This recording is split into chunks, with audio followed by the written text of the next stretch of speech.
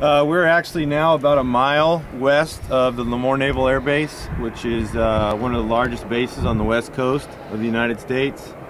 And we are currently standing in what they call the Green Belt.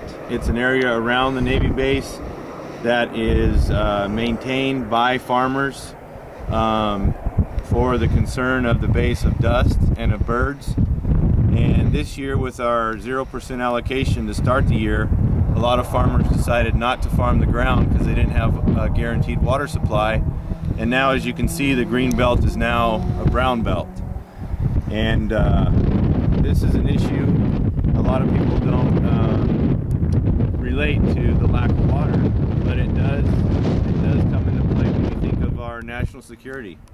There's concerns out here on the base with the blowing dust, with the weeds, with the lack of the ground being farmed, that this base is in jeopardy of not being able to operate the way it needs to operate.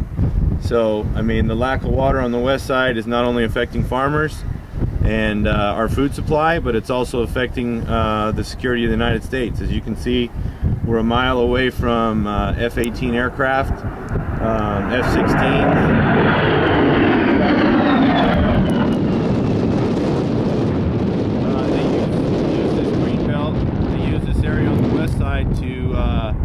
To practice their training for their pilots, and there's a significant concern with the lack of water, the lack of this area being farmed.